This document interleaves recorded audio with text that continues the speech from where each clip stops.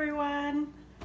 I'm Kathy, and normally you'd see me in the camp kitchen, and today I'm coming to you from my home kitchen, and I'm going to show you a couple recipes tonight on some of our famous food at camp. So the first one we're going to go over is our vegetarian lasagna. And so I've got most of my ingredients all set here. What we're going to do is we're going to do some layering, and then I'll show you everything we put in the lasagna, and then we're going to put it in the oven, and we'll show you later how well it comes out. So for the first part of your lasagna, you want to have a greased pan, so either spray or butter or any kind of grease. And the nice thing about lasagna is you can make it any way you want. You can add meat, you can add other veggies, you can have less cheese, more cheese, less veggies, whatever you want. This is how we do it at camp.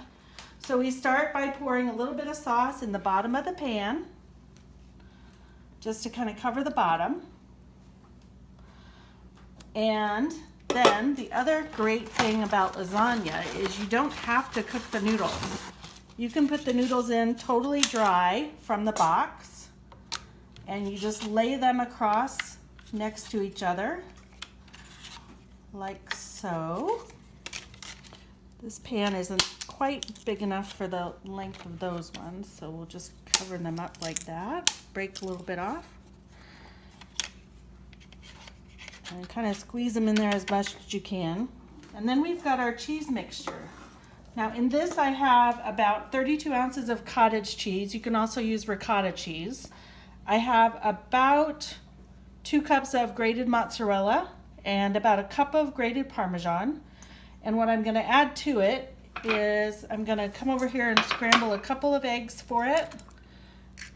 And eggs are going to help bind it together in the lasagna so it doesn't all get runny. So we're going to scramble these together.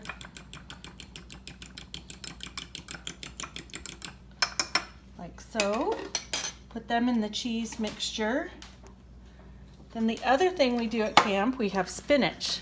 Now, we can use fresh or frozen spinach. This is fresh. I've steamed it in my microwave for a couple minutes, so it's gotten a little bit wilted. The main thing to remember about spinach is it's a really watery vegetable. And so you need to get the water out or it's gonna make your lasagna runny, especially if you get frozen spinach. So yeah, so I just take it in my hands and wring it out a little bit, and then I'll put it in the cheese. And here you can see how much spinach water came out of that. So you don't want that in your lasagna. Now I'm going to move all this and stir it together with the eggs and the spinach mixed together. And get it spread out there in the cheese. The other nice thing about lasagna is that you can really use whatever kind of pasta you want. You can use dry white pasta, whole wheat pasta, spinach pasta. You can make your own pasta. Whatever you want to do. Okay, so I've got this mixed in, and this also has some salt and some pepper and some Italian seasoning. So then I'm going to just take it, little plops of the cheese spinach mixture, and put them right on top of the noodles like that. If you do too much kind of spreading, it just ends up sort of making a giant mess. So you kind of just want to flatten them more than trying to push them around. And kind of just gauge how much you want in the first layer, because you're going to want 2 layers of cheese.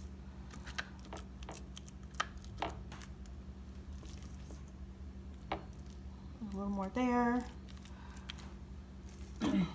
Doesn't have to hit every corner because it will melt and kind of spread out.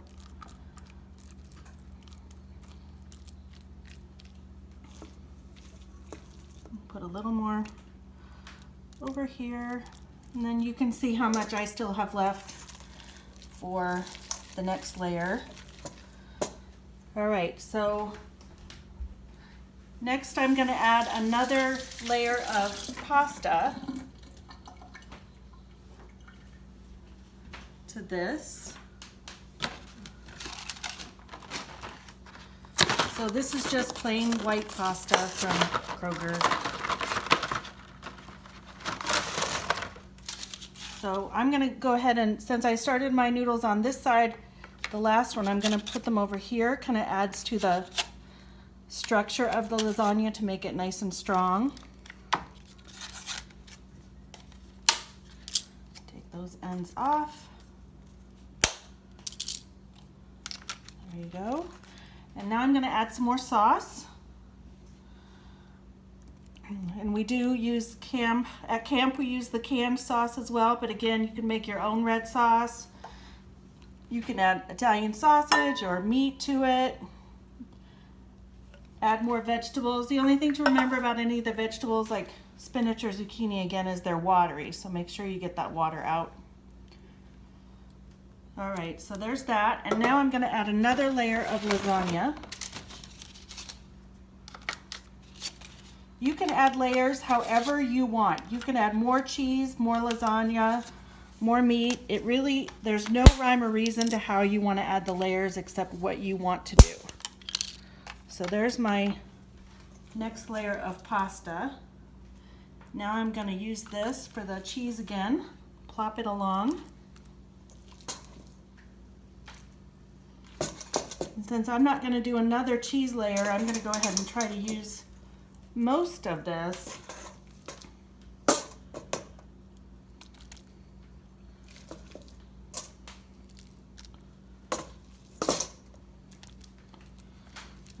Again, just pat it down, spread it out a little bit as you can. And when you grate mozzarella cheese for this, or you get grated cheese, the main thing to remember is to always leave some out for the top of your lasagna. So it gives it that nice bubbly cheese on top once it's baked. So, all right.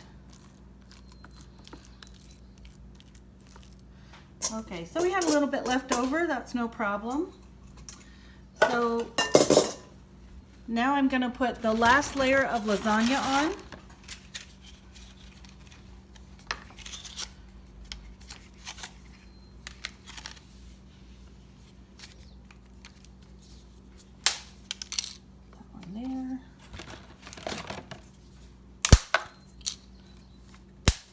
This one here.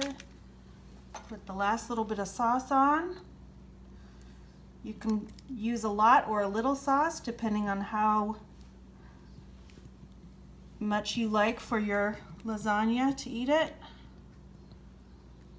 I kind of like to cover the whole bit.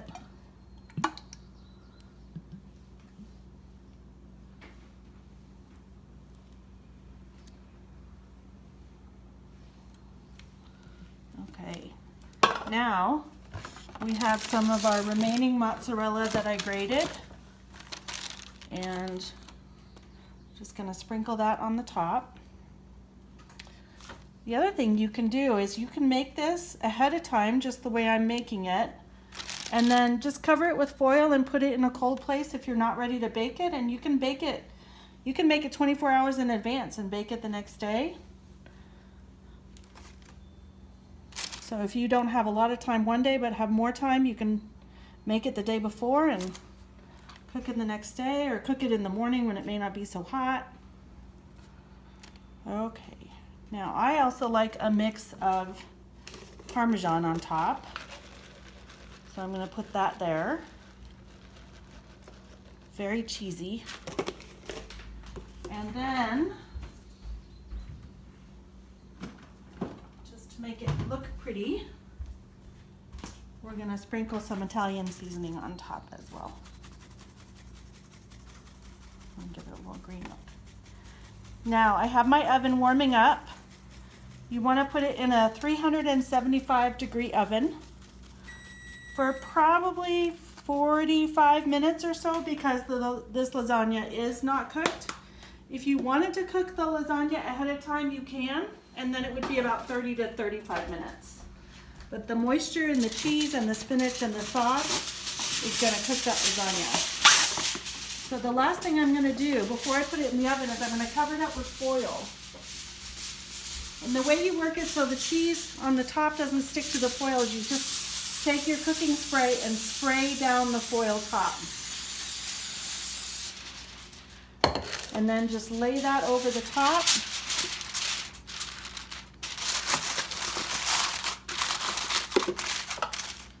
And seal it down. And then we're going to carry it over to the oven and put it in our oven for about 45 minutes. Then we'll take it out and have a look. So we've cleaned up from our lasagna making mess, and the lasagna's in the oven. Now I'm going to show you how we make cookie bars. Any chocolate chip bag that's good is going to have a recipe on the back for cookies or cookie bars. Same thing, just goes in a different pan when you're making cookie bars. So this is a big bag, so I'm not going to use that recipe. I'm going to use the Toll House recipe, which I also found online. You can do that as well. Anytime you're making chocolate chip cookies, you want to start with your butter in the mixer. Now, I always make a double recipe because there's 4 people in my family, and there's no point in making a single recipe of chocolate chip cookie bars. So you start with the butter. It needs to be softened but not melted. Usually room temperature will do. So you just start on the low mix on that, started getting it creamy, and then you're going to add your sugars.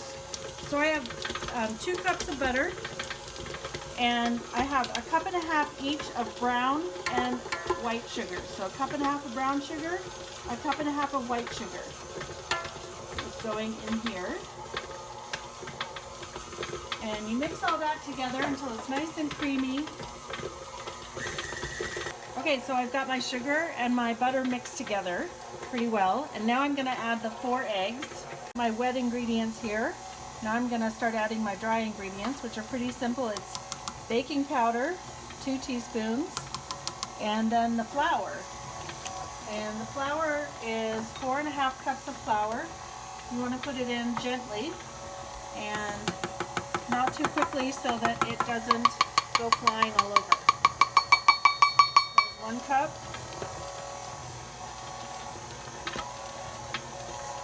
2 cups. It's also good to count out loud when you're making stuff so that you don't forget where you are. 3 cups.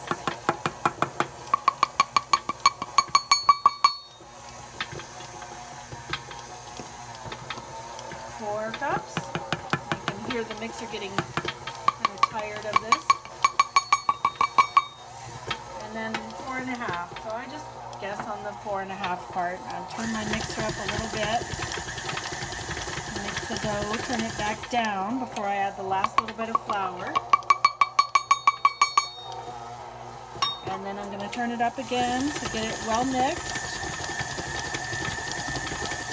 And then turn it back down and add our chocolate chips at the very last part. Again, nice and slow.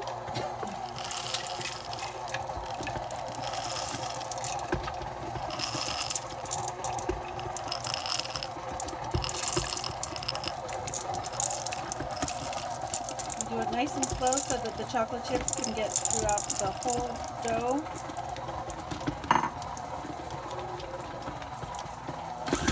Up a little bit, get it really well mixed, and then we're going to turn it off. Now, pull the beater out and kind of just put it all back in the bowl there.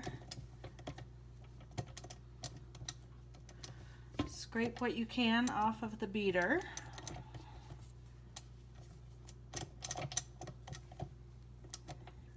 Leave some for someone if they want to lick the beater, of course. And then what we're going to do is we're going to get the bowl off of the mixer and come over here, and we're going to put it in our pan. So you want a pan that has at least small sides on around so that the cookie bars will fit in there.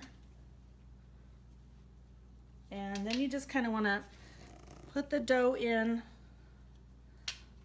throughout the pan, and later on you're going to flatten it out.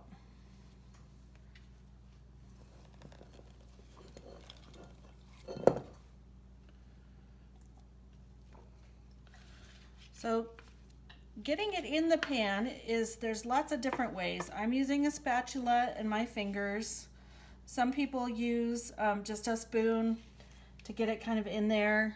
Some people spray the non-cooking spray on their hands and put it in there, or spray it on a spatula to put it in, kind of depending on whatever you want to do. So I'm going to go ahead and use my hands just gently to put it, kind of smash it down into all the corners, and that'll tell me how much more I need to add here. These are going to be really thick, so they might take longer to bake in the oven than, they will take longer than normal chocolate chip cookies, but I need a little bit more.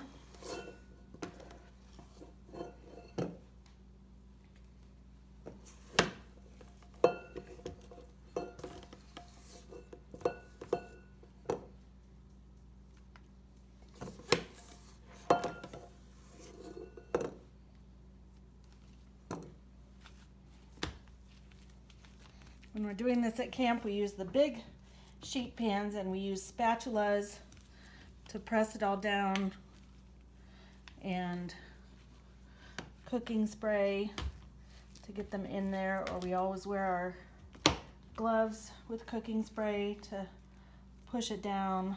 These are just going to my family, not my camp family, so last little bit in the corner here.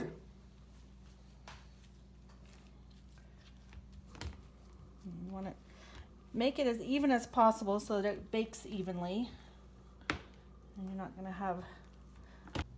Okay, so we've got our cookie bars panned up and ready to go in the oven. 375 is the temperature you want in your oven. So we're going to put that in our squeaky oven. And then, as you can see, we pulled out our lasagna. So I pulled out the lasagna at about 45 minutes and took the foil off and put it back in for 15 more minutes. So total cook time was about an hour. And I'm just gonna poke a knife here to show you how nice and soft the pasta's all cooked. It's ready to go. The most important thing now is to let this sit and rest for about 10 minutes, and that just makes it all come together and solidify. And in about 10 or 15 minutes, we'll be able to cut it, and it should come out in nice, good, solid squares. So we'll do that in about 10 minutes, and we'll keep an eye on our cookie bars.